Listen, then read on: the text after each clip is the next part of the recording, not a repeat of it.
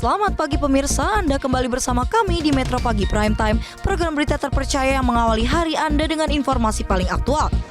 Pagi ini kami telah merangkum 3 berita terpopuler yang wajib Anda ketahui. Siapkan kopi Anda karena hari ini dimulai dengan berita yang menggugah.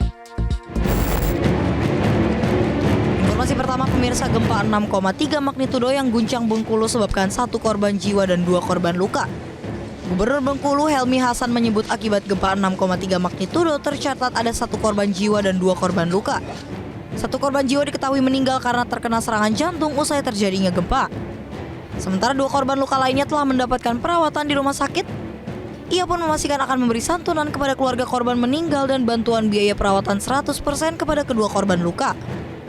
Saat ini pihaknya masih terus lakukan proses pemulihan pasca gempa. Sejumlah bantuan juga telah diberikan. Pemprov Bengkulu juga akan memberikan bantuan renovasi kepada warga yang rumahnya rusak akibat gempa. Informasi kedua, pasca dibongkarnya bangunan semi permanen di lahan milik BMKG di kawasan Pondok Betung, Tangerang Selatan, Banten, kini polisi memasang pagar beton dan kawat berduri serta garis polisi. Pagar beton dipasang polisi pada Sabtu malam pasca pembongkaran bangunan markas Ormas selesai dilakukan oleh petugas gabungan dari Polda Metro Jaya. Sementara kawat berduri baru dipasang oleh polisi pada Minggu. Tampak pula garis polisi dipasang di bagian depan lahan dan petugas satuan pengamanan dari BMKG juga berjaga di pintu masuk lahan agar tak sembarangan orang masuk ke lokasi.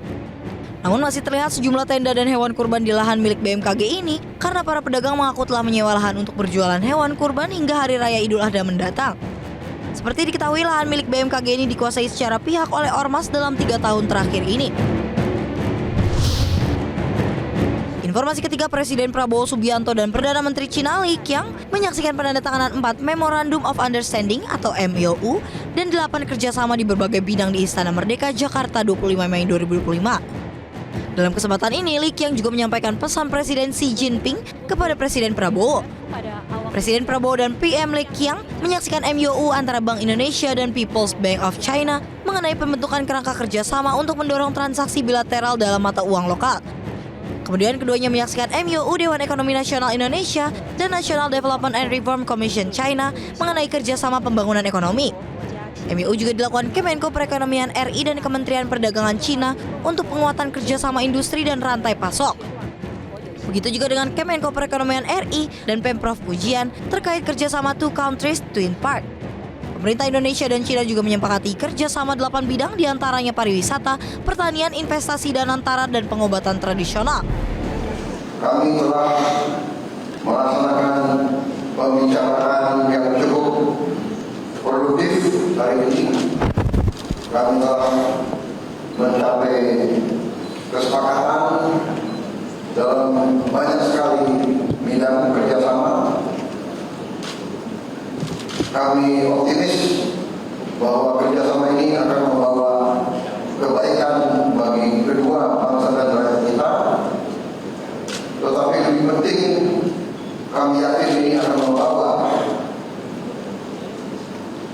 kedamaian di seluruh kawasan Asia Tenggara, bahkan Asia Pasifik. Jadi sekali lagi terima kasih kunjungan yang mulia.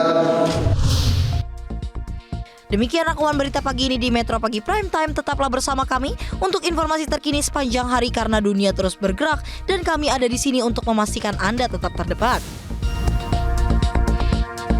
Jelajahi cara baru mendapatkan informasi. Download Metro TV Extend sekarang.